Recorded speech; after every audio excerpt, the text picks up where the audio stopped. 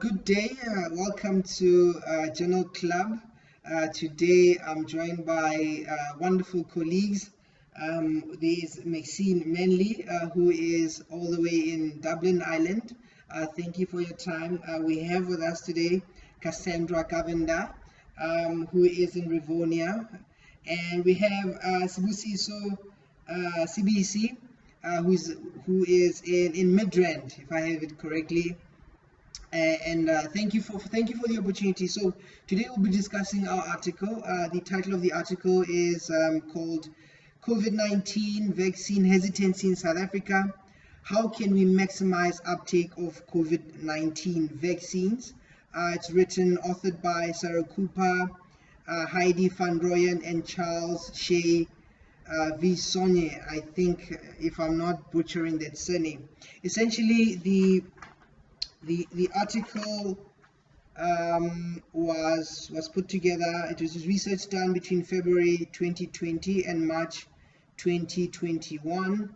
It had two aims: just to investigate the extent of vaccine hesitancy in South Africa, what makes it difficult for people to get vaccinated, and how can then a plan be made to help people understand or to encourage people to vaccinate. And secondly, to just study how people respond to vaccines generally. What was found is that age can be a factor, race, education, politics, geographical location, employment, how people look at also the state or the leaders in the country, and somehow the information is communicated. So essentially, those are some of the points that were picked up, but we can go maybe into a bit more detail with the team. Maybe the first question that I can ask is, anyone can go, just your general impression of the article when you read it. What did you think? What did you feel? Maybe if we can start there, and then we'll just maybe unpack it a little bit further. Cassandra, maybe you'll open up for us. Oh, great. Thanks. I didn't want to talk over anyone. So I think the first most interesting thing for me is that vaccine hesitancy was a little bit of an issue before COVID. It was a little bit of a budding issue before COVID-19 came, which I think made the whole situation a little bit of a rife ground for an increase in that. And I don't think that's something a lot of people, and personally myself, was not aware of that situation beforehand. And then what I think it did is it beautifully captured and put demographics to experiences I was seeing, because I think we like to label someone who doesn't take a vaccine or is hesitant to take a vaccine as an anti-vaxxer, or as like a hillbilly on a farm somewhere, that's not educated and just doesn't have facts. And I think what was interesting for me about this article is it highlighted that the demographic who's reluctant is a lot closer to home. Sometimes the person sitting next to you at work, it's sometimes, your family members, it's sometimes your colleagues, especially in healthcare. So it brought home how nuanced this discussion is, because the person who's reluctant is just like you or me. And so I think those are really kind of some of the two big things I found interesting in this article. Thank you very much.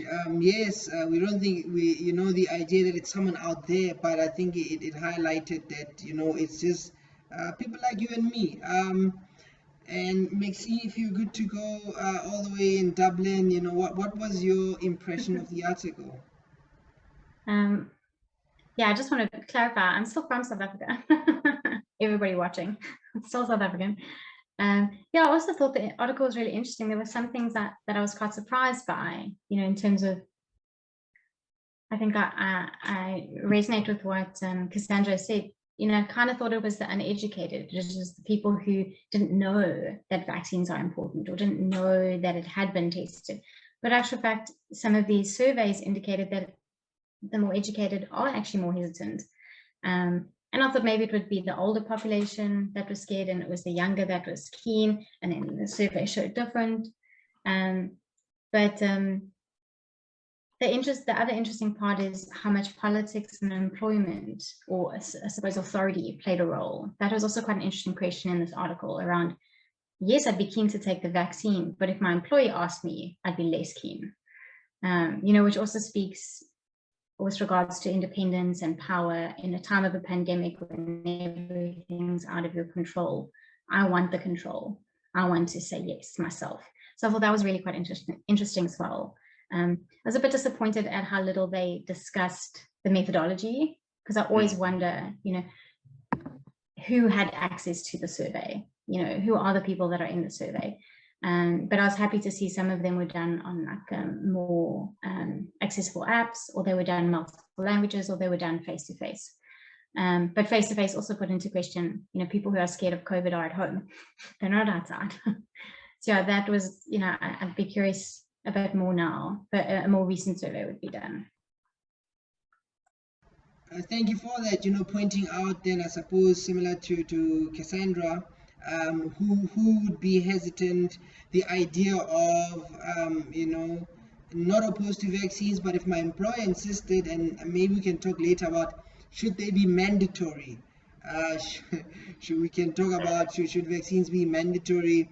And I suppose the methodology, how the information was gotten, because then maybe some people didn't have access to it, and very important, I suppose, you know, because how dynamic it is right now, in that maybe the information changes all the time, we might have different results for now. Thank you very much, Maxine.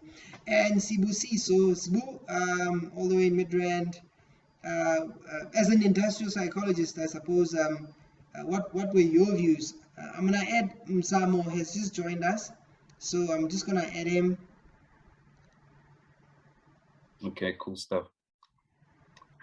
Should I answer right now, or should we wait for Mzamo? Let's just welcome him, and then we can continue and just keep him up to speed. So look, I just want to build on to what my two colleagues have already said. So I thought it's quite a valid study, important study, because it contextualizes, okay, why are people being hesitant? And for me, the impressions that I got is, for me, what it's spread in me is like, it's okay for people to question, like it's okay for people to be hesitant in the beginning, right? Because what I've been discussing, you know, in my circles is that we haven't had, you know, a new virus come like this and make such a gigantic impact. And then, you know, to expect people to just go running with open arms to vaccination is also like, I think it's like dreaming a bit and things like that. It's almost like there needs to be like steps that a person can take before they accept something, right? So let's say, for example, we're all psychologists here, you know, if you deal with loss and things like that, I mean, you go through a step of denial, then you go through grieving, anger. So those are all the steps that one usually travels before you accept something of this sort. And I thought, sure, South Africa is a very interesting country, because vaccination, it exists within an intersection of other issues that are currently going on as well. For example, things like trust. Do I trust this government that's gonna roll this out? There's also corruption that's been happening. So to what extent is everything, the right steps and phases been taken?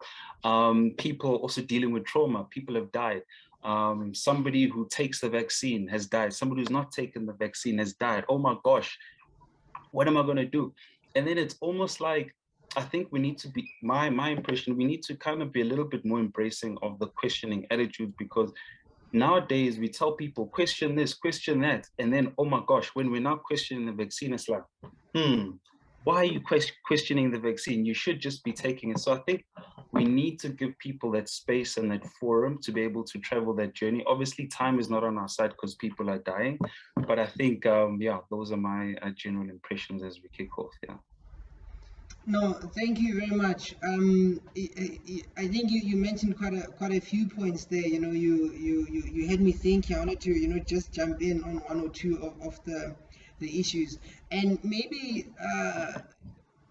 because what I wanted to actually maybe ask now, I was going to ask you, Maxine, because you made a point about the how the approach, I suppose, you know, how they conducted the surveys, and with the time we'll then go into maybe the different ideas that people have about vaccines, whether it's because people are just worried about the symptoms, the side effects, or is it because people just believe, you know, in some conspiracy theory.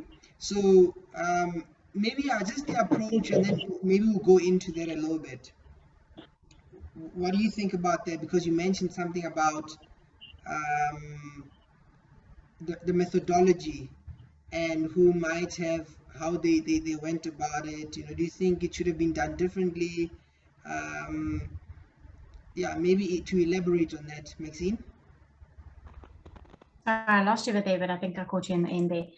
I think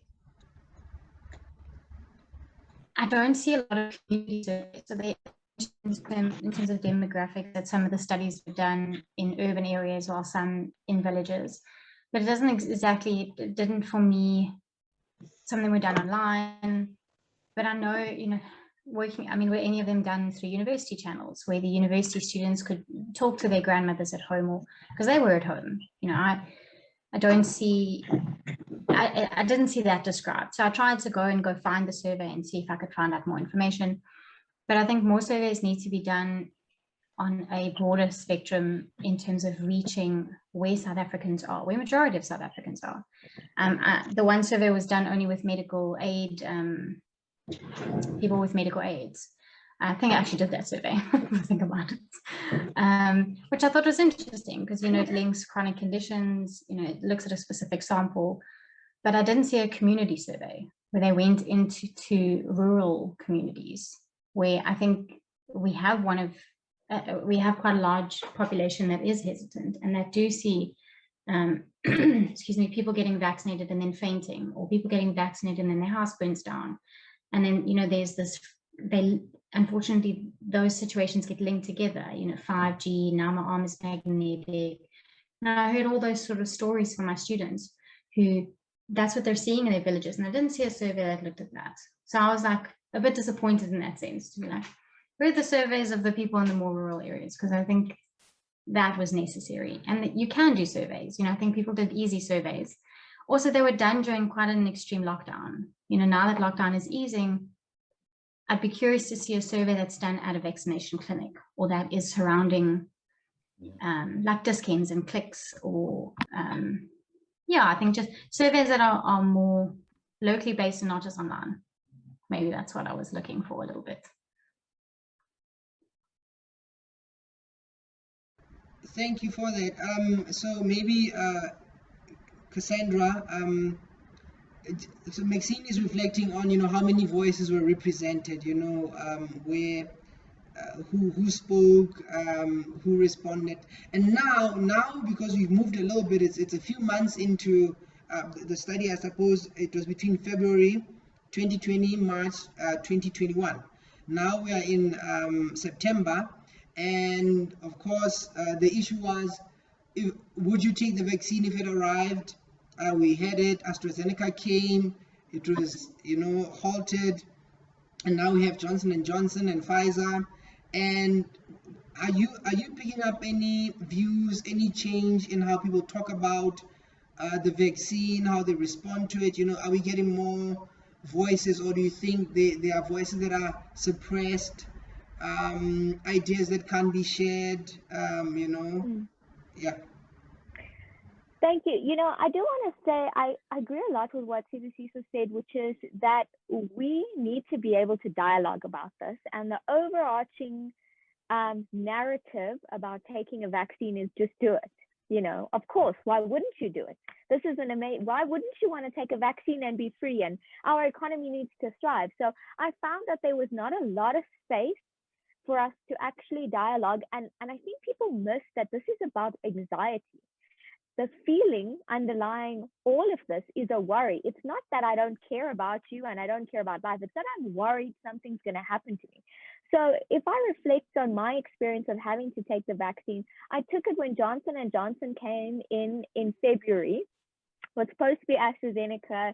It didn't work out. And then Johnson & Johnson came in. And I myself was struggling with the decision because I didn't know what was going on. Now, we expect those of us who work in healthcare, who didn't know what was going on, to feel comfortable and just take it. I mean, what do we expect about other people in the community? So I felt that there's a lot of social or informational campaigns that needed to have gone out. Not here's the vaccine, go get it, do the right thing. It's, what happened with, do people even understand what happened with AstraZeneca and why we didn't end up taking it? You know, because as an outsider, if I heard that, I'd start to panic. I'd be like, why is this happening? You know, what does efficacy mean? So I think that the narrative is changing, and unfortunately the press doesn't help.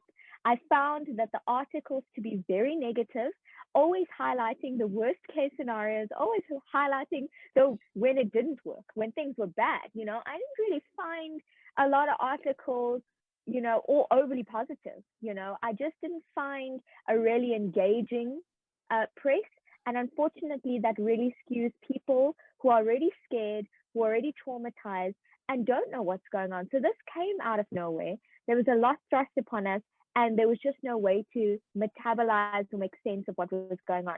So I think the overarching thing I observed around me was people saying they'd rather wait and see what happens to others before they commit to it, or they would rather consider taking something that they thought was more natural, like ivermectin, which has its own things, than to take something that they don't, that just popped out of nowhere. So I think the narrative hasn't really changed, in the sense that people are still pushing vaccines for the economy, pushing vaccines to take it. But what I would like to see is more, I guess, compassion and acknowledgement for the fact that it's a big decision to make, and we should be able to talk about how we feel about it without polarizing, either you took it or you didn't take it, and yeah, kind of see how that goes. Thank you very much. Thank you very much, Cassandra. Welcome, Mzamo. Mzamo is a psychologist based in Johannesburg. If I could ask you, Mzamo, how do you think we are talking about vaccination? Do you think we are doing a good job, or do you think, and we, I mean, the state, the professionals, how do you think we are messaging, and how are people responding? Sure. So I can't agree more with what Cassandra just said. This is about anxiety. It's a novel thing. People have questions, but all you hear, or even us as professionals, I mean, to give you an example, what the article highlighted, we were the first ones as health professionals to get vaccinated. But how many of us got vaccinated? The resistance or the hesitancy, if it's amongst us, how much more the general public? And like Cassandra said, it's about anxiety. We're not hearing about the vaccine itself. We're being told, take it. And this fear mongering.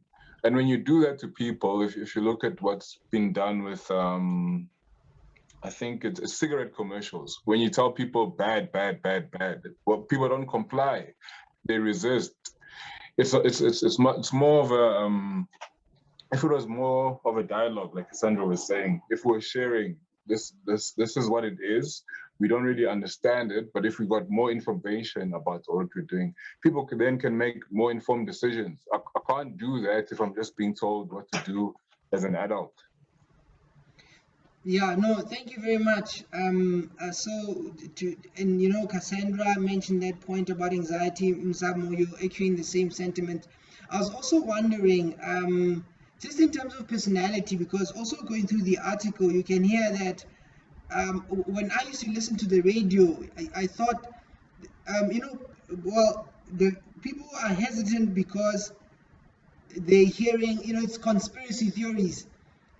But when you read the article, you learn that no, it's more, most people are concerned about what will happen to me. Will I get sick? Particularly if you had COVID yourself or you watch someone else. And so there's the anxiety. Then the other part is, do you think maybe Sibusiso, do you think our personalities play a role in it? You know, if you look at the Big Five model, right? That there are people who are open to experience, and maybe, you know, they might, if you say try this new thing, they might be a bit more open to it if they are very high on openness, and those are conscientious and they want to, of course, do the right thing. Even maybe businesses, you know, you need to sort out the vaccine so we can get the economy going. And then you get those who are extroverts, you know, and maybe they listen a bit better. And those maybe who are neurotic maybe might want to wait and see how things go. Do you think just anxiety, or do you think also does personality play a part in this? Yeah, no, thanks for your question. So I think anxiety does definitely play a part, because it's almost like, okay, what's going to happen to me at the end of the day if I decide to take it, right? And I think that the messaging that our government has given so far fails to cater exactly for those different types of personality types. So you are going to get your people who are extroverted, you are going to get people introverted, intuitive and thinking.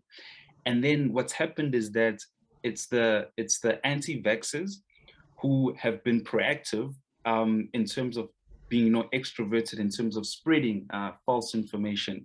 You've had conscientious anti-vaxxers who've then been detailing all this information about 5G, around this, around that. They've been sending out this information. You've got people who are logical in terms of their thinking and things like that, and they've been proactive in terms of sending out this information, touching on geopolitics and how it's actually influenced whether we take these vaccines or not. So the first failing point, I think, is that the government has been slow and has been reactive in terms of driving or encouraging people to take this vaccines. They've also not taken us along a change management journey to realize that it's going to be a process. And I think that they are using old school tactics of take it, it's good for you. Like, for example, like what's going to be coming out next year, okay, and what's already started in Europe, and one of my colleagues can confirm this, is, for example, I think in France or something like that, you're not going to be allowed in a restaurant if you've not been vaxxed. You're not going to be allowed in a soccer stadium if you haven't been vaxxed. I mean, guys, that type of behavior, it goes against everything that they're teaching us. They're teaching us right now that our South African education system is outdated. It's just regurgitation. You read and you repeat. They want to switch to a Swedish model where you think and you reflect and things like that. Where is that happening here? My colleagues are saying, where is that happening? It's almost like we're being bullied, right? And it's going to start happening, but I feel like we're being what do you call it, like when we're blocked off and zoned off and directed a certain way, and nobody's wanting to hear our thoughts and our logics. Geopolitics is something like, I think Russia, China, they had their stuff available early. Like, we were denied access in terms of getting that. Ramaphosa goes overseas, talks to Biden, etc. Okay, 1 2 1 2. Next thing, it can be manufactured here. Like, what's going on? He's the only African representative that actually goes there, by the way. And then he goes and speaks for Africa. Now Africa is going to get these things. Like, something's not right. I know I've said a mouthful there, Thabang, but yeah, something's not right. Yeah, I suppose that's why we're talking, because there are so many questions. There's so many questions about this, and maybe because what you're also touching on is the idea of mandatory vaccine. Should they be mandated, right? And maybe if I can ask the Maxine and Cassandra. So part of what they said in the article was that men are the most disagreeable, and partly that might be a personality trait, but women typically go and vaccinate, although there's some controversy around that. I mean, do you guys agree, or do you think there's something more to that? Maybe I'll jump in. Sorry, I didn't know which one of us going first. Yeah, we can mix it up a bit. You know what? I would want to state one thing, which is that traditionally men in this country are not health seekers, perhaps, and that's a bold statement, in that a lot of men, we found the biggest population to reach in terms of accessing appointments, coming for health checkups, has been men. So I wonder if it's a little bit linked to that. I feel more the men on this chat would be better to help us understand why we see the demographic with the men. But yeah, I personally actually noticed in my immediate surroundings more females reluctant to go than men reluctant to go, which is an interesting trend for me because it goes counter what the research found. But at the end of the day, I want to say that this is a very complex situation, and it's not one cause. It's a number of causes that have linked and interacted with a specific individual that has led them to this particular way. And, you know, to speak about the mandatory, you know, vaccinations, basically we're being told, and up until I think forever, you're going to be told that it's voluntary. You have to take it if you don't want to, but then you're instituting a whole number of laws which tell people they can't do things if they don't have it. So that's also an interesting thing for me, because you're putting someone in a double bind. You're telling them, no, you can have this, but then you're also saying, no, but you can't have it. And I think that it brings interesting questions up then about that power and that resistance. Yeah. Thank you very much. I think, Maxine, you talked about power a little bit. Maybe to touch on those two aspects, you know, are women generally more agreeable, or are women worried about clots and pregnancy? Is the vaccine going to affect me? And that's why they are resistant, or women, because they are used to health-seeking behaviors, they go, and mandatory. Then I'm going to come to the men with the same question. Are we really afraid of needles? And should we be told? So, Maxine? So I'd have to agree with Cassandra that, you know, I think maybe it is my circles. And I have to say, I think pregnancy does put a huge spin on this. A lot of women who are wanting to fall pregnant wanted to wait to see, you know, how it planned out. And I also know that when healthcare workers were being vaccinated, if you were pregnant, planning on being pregnant or breastfeeding, you were turned away. But that's changed. I think Pfizer and maybe J&J has now been approved. So I think there was that timing for people wanting to wait for that reason. But there were also, on the other hand, more women were teachers. So I think a lot of the women were saying, you know, I don't want my classroom to be a super spreader. So I'm getting vaccinated to protect me in my workplace, because it's not like the government is going to protect us at school. So there's also, you know, it's multi-layered. There are so many layers here. And I don't think gender was actually a big one, I thought, personally. With regards to the mandatory, having been now in Europe for 2 months and seeing what it does, I don't think South Africa could ever do it. I don't think they'd ever verbalize it, or I don't think they'd ever say, you know, it's compulsory, like Cassandra said, but it becomes socially compulsory. My friend was very reluctant to get vaccinated here, but you can't do indoor dining in Ireland without being vaccinated.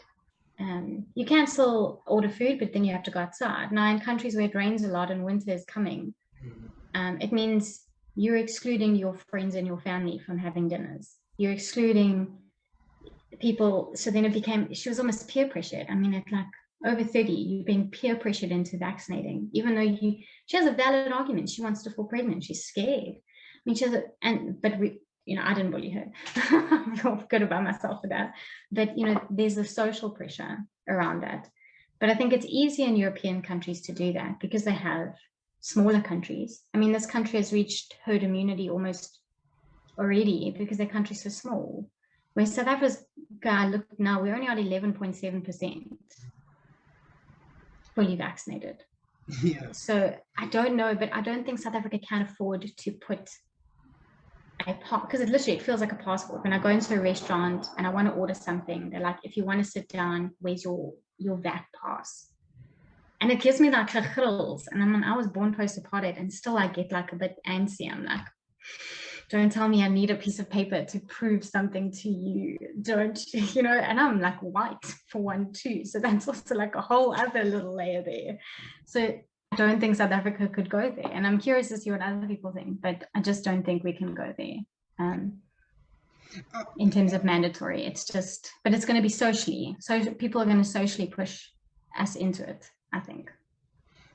If I can even just maybe push a little bit further there, Maxine, because you mentioned something, you said, you know, you get, it makes you feel uncomfortable, and I mean, you're white and apartheid and all that. One of the things in the article was that white males are particularly resistant, and what are your thoughts? And I was wondering, is it linked to a mistrust of the government, or what did you think about that point? That I thought was quite interesting. Yeah, I was surprised by that one because, yeah, I hadn't experienced it in my own friendship groups. So I was quite surprised by that one. I thought I'd love to find more qualitative information with regards to that. Because I was interested at the link at the mistrust of government and how, because I don't trust my government, I'm less likely to go for a vaccine that was approved by the government. So I was also querying the way the questions were worded. In a way, I wish they had worded them a bit differently or added a bit more layers to it. Because I think it's a deeper question. Like there needs to be more explanation from the person in question. Because I have a distrust in the government's use of money, but I don't have a distrust in their ability to build a vaccine that would protect our economy. So it was sort of, yeah, I think it needed a bit more layers, but I didn't understand actually why white males were more reluctant to take the vaccine. Because yeah, I haven't actually experienced that at all. I thought that was a bit of an anomaly, or I was curious about that one. No, fair enough. I think, yeah, some more nuance thing, yeah, makes sense. I think that's why we need a bit more research and to just understand what's going on. So, Mzamo, Sibusiso, so are you guys afraid of needles? Should vaccines be mandatory? I don't know, but I can tell you, as a man, if you push me to do something, I'm going to resist. I think Maxine spoke about social cohesion. For me, it's more political in our context. And if you take the research at face value, it said those people who were not in favor of the governing party, they were more likely to resist. And in my mind, that makes sense. That makes sense, because I don't trust the government, or people, or some of us don't trust the government. What I also found interesting was the white male factor, and the other research, the education factor. That the more educated the people were, the more likely they were to resist.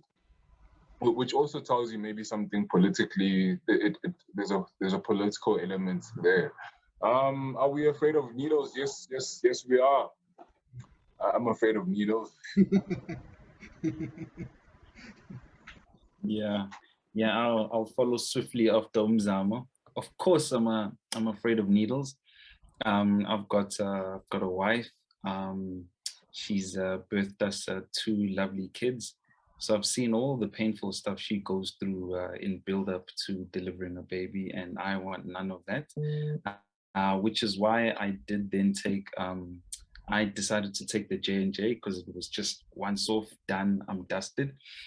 And then just to segue and comment on what Maxine and Mzamo have raised, so with white males, and then also the more educated you are.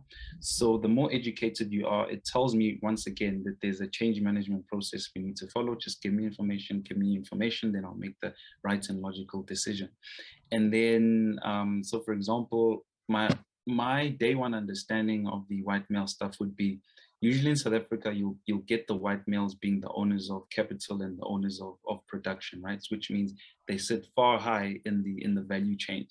And when somebody sits that far high in the value chain, they usually know the due diligence, the procurement processes, and all the steps that have to be followed for something to be done properly.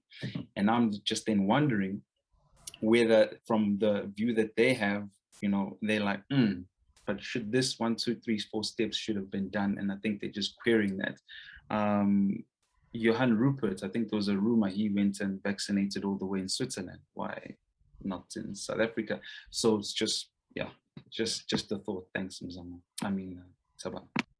Yeah, I suppose we think we all, just grappling with what's happening and how to find the best ways to understand what's going on and how to help people, So I'm just wondering now, should we, in terms of, so this is what I wanted to ask. So in terms of, if I move on maybe a little bit to because one of the things that came out in the article, one of the main things is that people are concerned about the side effects, right? So I wanted us to look at the side effects a little bit. That do you think that maybe communication, maybe more information should have been given there, more attention should have been given there? Do you think we should have some sort of reality show where somebody gets to vaccinate and then they are followed around and the camera watches them, we see how they cope, and just in terms of or should, because I know there was an announcement made that there was a fund made. If somebody, if there are some adverse effects, then people can be compensated and things like that. Just in terms of, you know, the fears about, but if I take this thing and I can't walk, you know, I know some people who said that, you know, oh, I can't. I was concerned. It reminded me of the time I had COVID. What could we do in terms of people's concerns about side effects? Okay, I'll go if no one's going to take that. I think, yes, once again, Thabang, it's about the storylining and the communication. Communicate in advance and be proactive about it. And I don't think our government has done that as well. And then about, I mean, you make it sound like a funny point, but I think you're onto something there. Would say vaccinate somebody and then follow them around. It's almost like when I was reading this study, I almost thought to myself, it would be more effective as well to have it as a case study or as a cross-sectional study, right? So you can follow somebody's attitudes over time, and then to your question with having taken the vaccine, follow somebody over time. Starts with their attitudes. When did it change? When they had the vaccine, did they influence their circle, and what were their thoughts? So I think something more longitudinal would definitely help, because it would embrace that people move through different emotions and stages on the route to vaccination and thereafter. Thanks.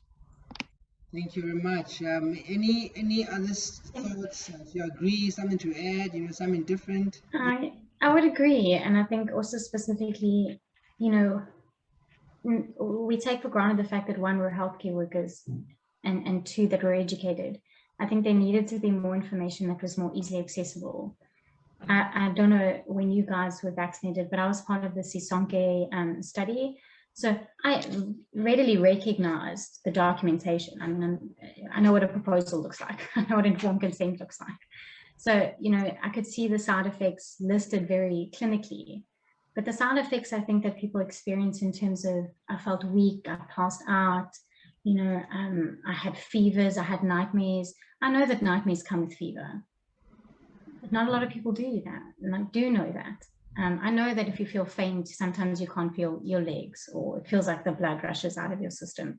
You know, we take for granted the fact that we know that, and I think more information needed to be disseminated. Sorry, and especially if, and I think Sibusiso used the terminology,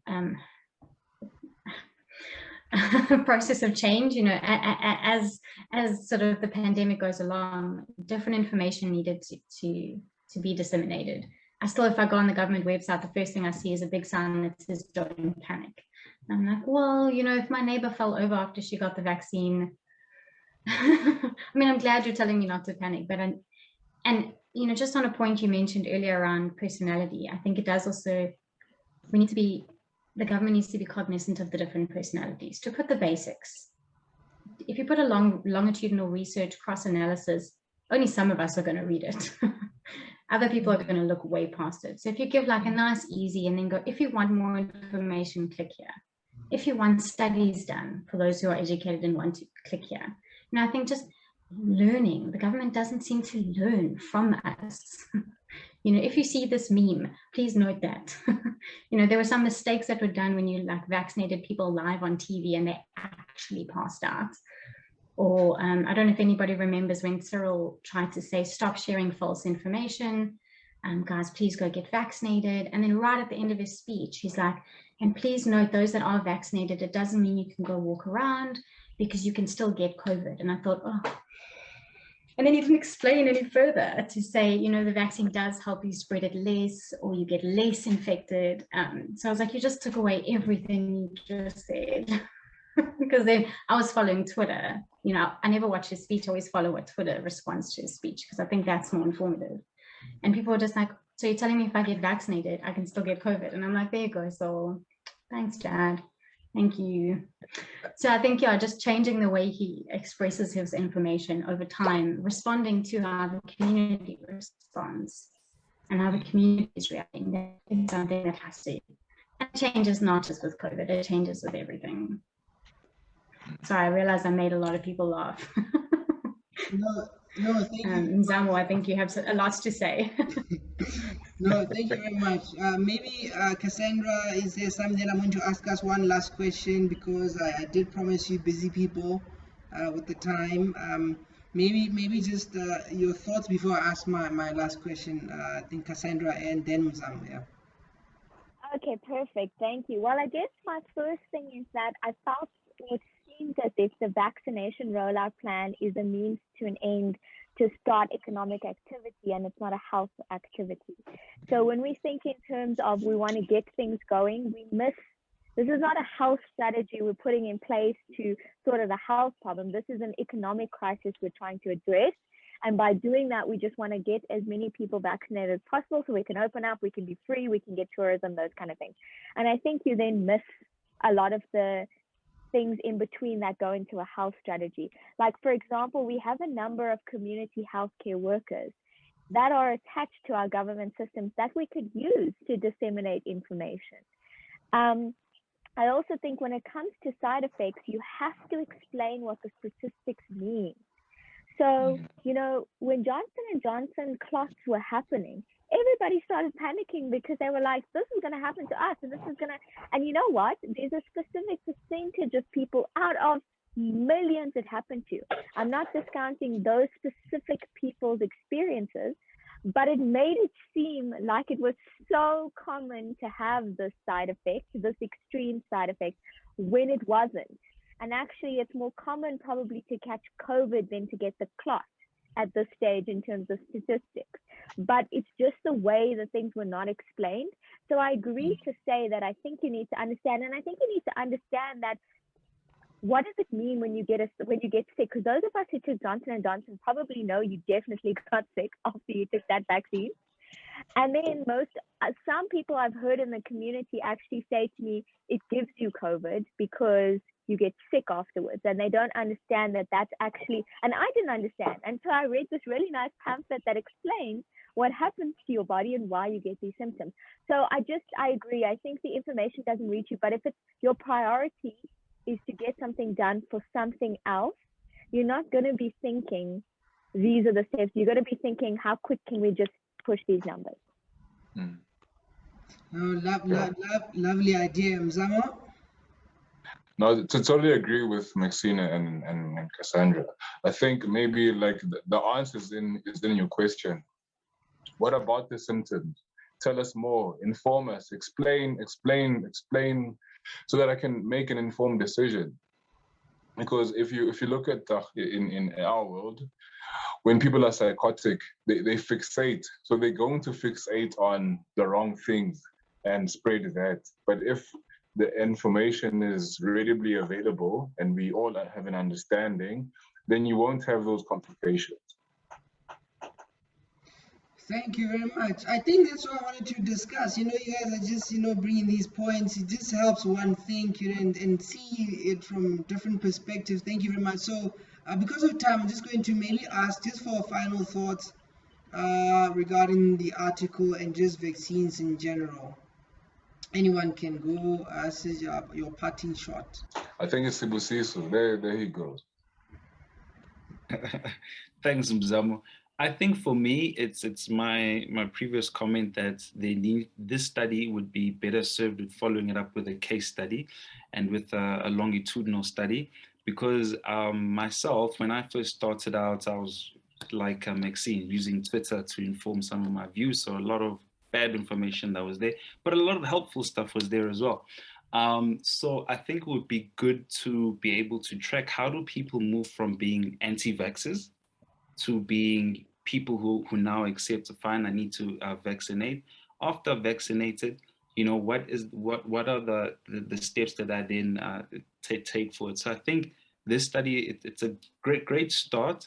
Like Cassandra said, written from a pessimistic point of view, but I think it's great that we've got something, but then it needs to be followed up with a longitudinal study that can really be a little bit more comprehensive. Thanks. Maybe I'll go, and I guess I just wanted to say that something really important is to listen with compassion. I think that's something that we're not doing very well at the moment. and it's causing two reactions. So I think that the person who's questioning is allowed to question, and I think that they should question. And when we dismiss a person who questions, we lose them. So instead of dismissing them, rather take the time to listen to what someone has to say and help them understand and make the decision that they want. And equally, I think there's a responsibility on us to, as much as there's a responsibility for us to be heard and to respond compassionately, we also have a responsibility to manage our own anxieties. Am I making these decisions out of fear? Am I going to spite myself in the long run? Or, where is this decision coming from? So when you're failing to find someone to guide you, I think take a few minutes to understand where you are at. Take a moment to pause and think what feels comfortable and what feels right for me, and take it from there. Thank you very much. Maxine, then Mzamo. Sure, maybe a different point. I'm going to give away my age a little bit, but in 2003, 2002, when American elections were going on, if you listen to CNN or mainstream media, you would have been certain that Al Gore was going to win. A couple of years later, Trump and Hillary Clinton, you would have been sure Hillary was going to win. So going back to what Maxine and Sibusiso said, people also don't trust mainstream media. And yes, maybe there is a lot of misinformation in Twitter and social media and so forth, but it shows you people don't trust the powers that be, i.e. governments, mainstream media, and that's where information gets disseminated. That's my point in short. Thank you very much. And Maxine?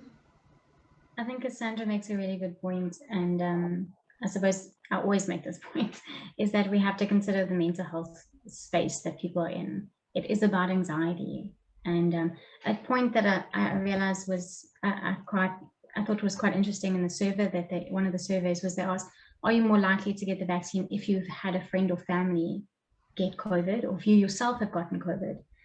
And I think the longitudinal study would show that more people who got COVID or lost a lot of family members were more prone to get a vaccine-induced immunity than an infection-induced immunity.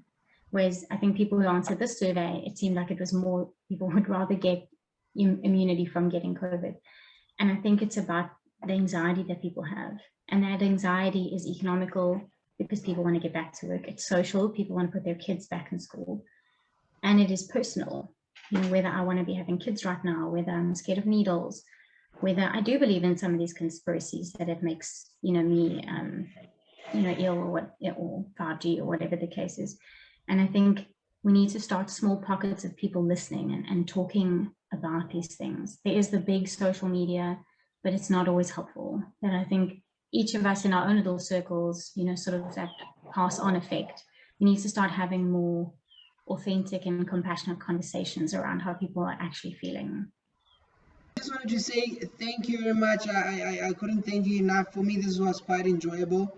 And I think, there's this thing that I learned that, when somebody's resisting you, don't press on pause and, go a bit slower. I think it was also C.S. Lewis who said, the longest way around is the fastest way home. And so sometimes when somebody's struggling, we need to slow down our pace and help them figure out step by step. I think we get more success that way.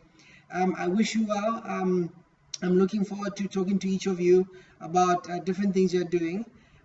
But this was quite interesting. We didn't talk about natural immunity versus, whether you got vaccinated.